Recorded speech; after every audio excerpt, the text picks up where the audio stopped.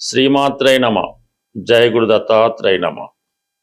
ప్రధానంగా ఎవరి జీవితంలో అయినా ఒక వ్యక్తి, అది స్త్రీయా పురుషుడా ఎవరైనా సరే, వారి జీవితం అంతా ఆనందంగా సుఖ సంతోషాలతో హాయిగా ఉండాలన్నా, సంతానం కలగాలన్నా, సౌభాగ్యం ఉండాలన్నా కంపల్సరిగా వారి యొక్క జన్మజాతకంలో శుక్రగ్రహం యొక్క స్థితిని బట్టి, బలాన్ని బట్టి ఆధారపడి ఉంటుంది.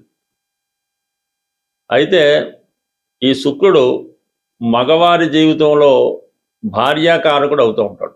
అంటే ఎవరైనా అబ్బాయిల జాతకంలో శుక్రుడు మంచి ఉచ్చులో ఉండి బలంగా ఉంటే వారికి బాగా సౌందర్యవతి, ధనవంతురాలు, గుణవతి అయినటువంటి భార్య రావడం జరుగుతుంది. వివాహం తర్వాత వారి జీవితం చాలా సక్సెస్ఫుల్గా వెళ్ళడం జరుగుతుంటుంది. అదే అబ్బాయిల జాతకంలో శుక్రుడు బలహీనంగా ఉన్న, నీచలో ఉన్న, పాపగ్రహాలతో కలిసి ఉన్న వారికి అనుకూలమైనటువంటి భార్య రాదు సరికదా. వివాహం తర్వాత వాళ్ళ జీవితం చాలా స్ట్రగుల్ పడవలసి ఉంటుంది. ఉదాహరణకు ఉద్యోగం పోవడం కానీ, పేరెంట్స్తో విభేదాలు రావడం కానీ, ఆర్థిక పరంగా చితికిపోవడం కానీ, వ్యసనపడవడం కానీ, ఇవన్నీ వివాహం తర్వాత జరుగుతున్నాయంటే వారి యొక్క జీవితంలో వాళ్ళకి ఈ పతనానికి వాళ్ళ భార్య అయితే కారణం కాదు. ఇతని జాతకంలో ఉన్నటువంటి శుక్రుడు మాత్రమే కారణమవుతుంటాడు. అందుకని శుక్రుడు ప్రధానంగా కారకత్వం వహించిన విషయాల్లో మెయిన్ సంతానం ఒకటి. వివాహం తర్వాత సంతానం కలగపోవడానికి కానీ, సంతానం ఆలస్యం అవడానికి కానీ శుక్రుడే కారణం అవుతుంటాడు. అంటే శుక్రకణాలు, అది సైన్స్ పరంగా వెళ్తే అది డెప్త్ సబ్జెక్ట్ అవుతుంది. బట్ ఏదైనా శుక్రుడి బట్టే సంతానం కలుగుతుంది. ఒకరి జీవితంలో పెళ్ళైన తర్వాత మొత్తం అందరూ అమ్మాయిలే, ఆడపిల్లలే పుడుతున్నారు అయినా దానికి శుక్రుడే కారణం అవుతూ ఉంటాడు. లేదా అందరూ అబ్బాయిలే కలుగుతున్నారు అయినా కూడా శుక్రుడే కారణం అవుతుంటాడు. రిపీటెడ్గా గర్భస్రావం జరుగుతూ ఉంటుంది, అంటే ప్రెగ్నెన్సీ పోవడం జరుగుతుంటుంది, 2-3 సార్లు కూడా పోవడం జరుగుతుంటుంది. దానికి కూడా శుక్రగ్రహమే కారణం అవడం జరుగుతూ ఉంటుంది. మనిషి యొక్క జీవితంలో చెడు అలవాట్లకి, వ్యసనాలకి కూడా మరి శుక్రుడే కారణం. అలాగే ఈ రొమాన్స్కి, ఈ లవ్ అఫేర్స్కి, అక్రమ సంబంధాలకి, వాట్ ఎవర్ ఇట్ మేబీ, జీవితంలో ఒక సంతోష గడియలు రావాలన్నా శుక్రగ్రహం బలం ఆధారపడి ఉంటుంది. మరి ఖరీదైనటువంటి వాహనాలకి, అలాగే ఖరీదైనటువంటి నగలకి, వివాహానికి, వివాహం తర్వాత జీవితానికి, శృంగార జీవితానికి కూడా శుక్ర బలాన్ని బట్టి ఆధారపడి ఉంటుంది. ఉదాహరణకి జన్మజాతకంలో, స్త్రీల జాతకంలో శుక్రుడు బలంగా ఉంటే, అంటే మంచి స్వక్షేత్రంలో కానీ, ఉచ్చులో కానీ ఉన్నప్పుడు చాలా వాళ్ళు పవిత్రంగా, మరి చాలా సౌకర్యవంతంగా, పవిత్రంగా, చాలా డీసెంట్ బిహేవియర్తో కలిగి ఉంటారు. అది ఉదాహరణకి ఎంఎస్ సుబ్బలక్ష్మి గారు లాంటి వాళ్ళు, పి సుశీల్ లాంటి వారు, ఎస్ జానకి లాంటి వాళ్ళు జీవితంలో అంటే వాళ్ళు కళారంగంలో కూడా రాణించడం జరుగుతుంది. కాబట్టి ఈ శుక్రుడు బలాన్ని బట్టి కూడా అది రాణిస్తూ ఉంటుంది. అదే శుక్రుడు నీచలో ఉండి బలహీనంగా ఉంటే ఈ టీవీ యాంకర్లుగానో, మామూలుగా ఏంటంటే స్ట్రీటు, ఇలాగా చాలా వరకు వాళ్ళు రావడం జరుగుతుంటుంది. బట్ ఏదైనా ప్రస్తుతం ఈ శుక్రగ్రహం మనకి ఈ సింహరాశిలో సంచరిస్తూ రేపు ఆగస్టు 1వ తారీఖున కన్యారాశి అయినటువంటి తన నీచ రాశిలోకి ప్రవేశించడం జరుగుతుంది. మరి దీని సందర్భంగా ఏ ఏ రాశుల వారికి ఎటువంటి ప్రభావం చూపుతుందన్న విషయాన్ని మనం ఈ వీడియోలో రాశుల వారిగా తెలుసుకునే ప్రయత్నం చేద్దాం. కుంభరాశి వారికి శుక్రుడు యోగకారకుడు, చతుర్థ భాగ్యాధిపతిగా, స్వతంత్రంగా అదృష్టాన్ని ఇచ్చే గ్రహం. ఒక విధంగా చెప్పాలంటే కుంభరాశి వారికి రాష్ట్రాధిపతి శని కన్నా శుక్రుడే అదృష్టాన్ని ఇచ్చే గ్రహం, బలాన్ని, ధైర్యాన్ని ఇచ్చే గ్రహం.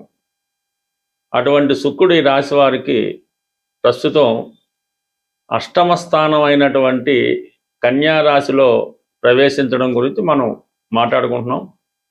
ఆగస్టు 1 నుంచి సెప్టెంబర్ మధ్యలో అష్టమ స్థానంలోకి రాబోతున్నాడు మన శుక్రుడు కుంభరాశి వారికి.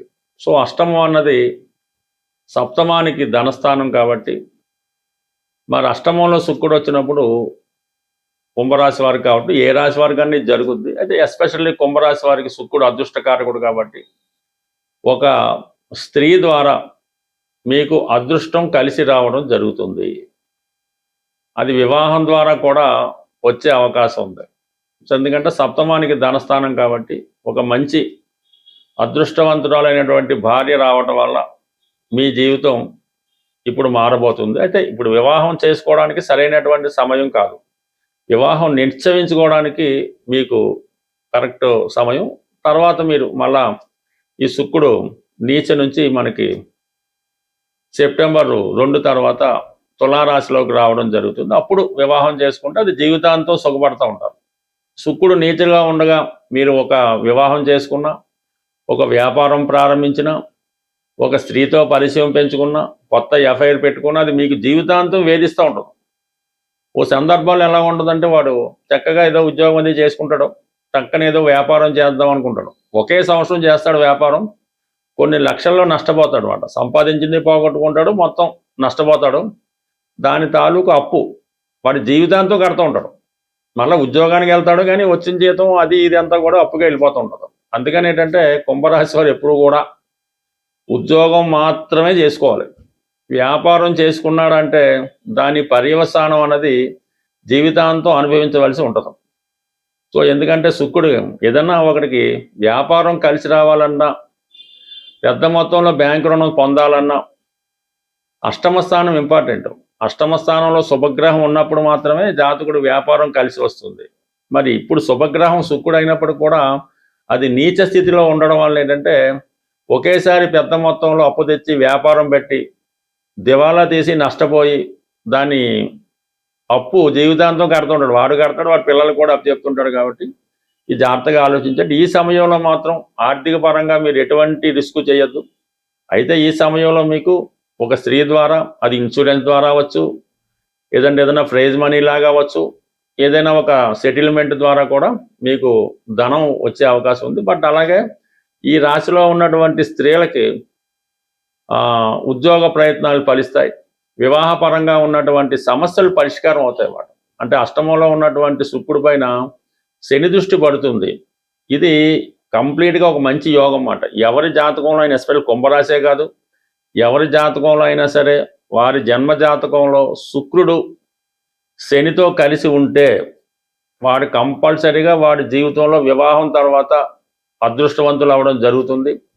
ఇప్పుడైతే ఉద్యోగం చేసే భార్య, ఒకప్పుడైతే మంచి కట్నం తెచ్చి గొప్ప ఐశ్వర్యంతో భార్య రావడం జరుగుతుంది. అయితే మీరు చేయవలసిందల్లా భార్య చెప్పినట్టు వింటూ ఉండాలి.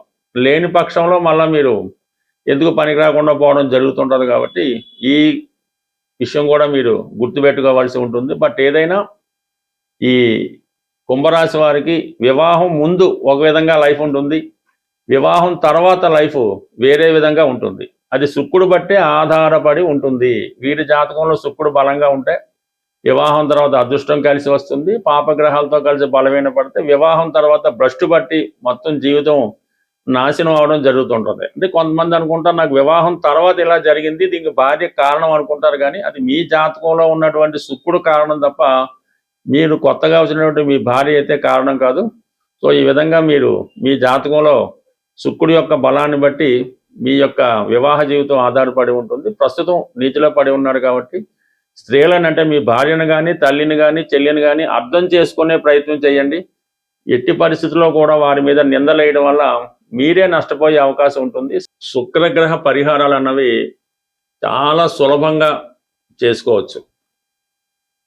అంటే ఇంజనల్గా శుక్రగ్రహానికి డైమండ్ ఉంగరం పెట్టుకోవడం, 6 ముఖాల రుద్రాక్ష ధరించడం, ఈ బొబ్బర్లు దానం చేయడం, ఇవన్నీ కూడా ప్రాథమికంగా ఉన్నటువంటి రెమెడీలు. ఇవి అందరికీ అన్ని విషయాల్లో కలిసి రాకపోవచ్చు.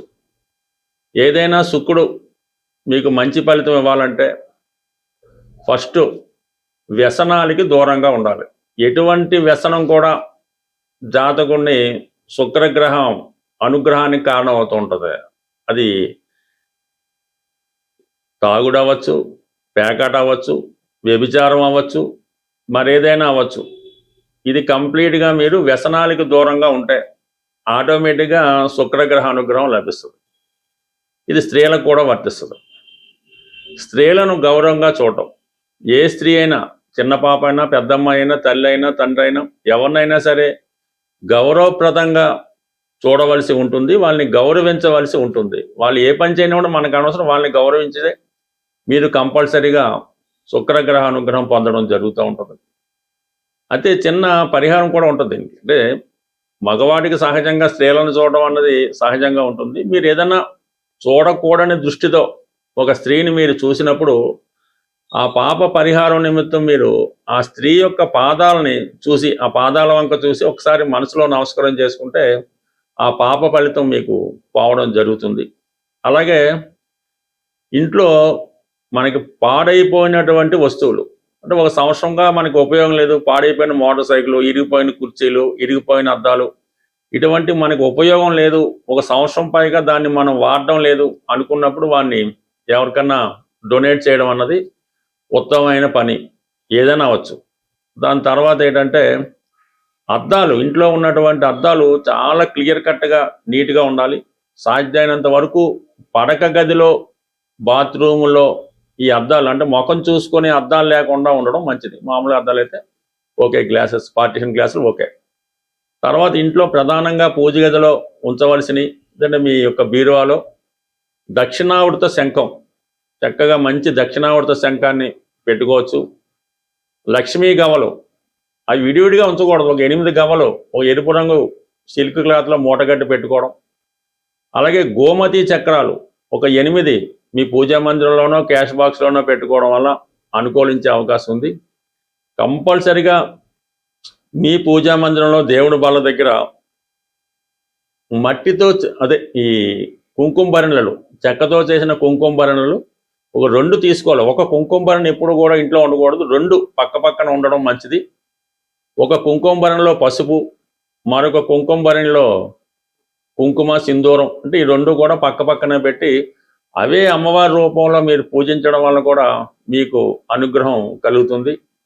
అలాగే మరి ఈ పూర్వకాలంలో చేట, ఈ ఎదురు బద్దలతో చేసిన చేట ఉండేది, ఇప్పుడు వాడకం అది తగ్గిపోయింది.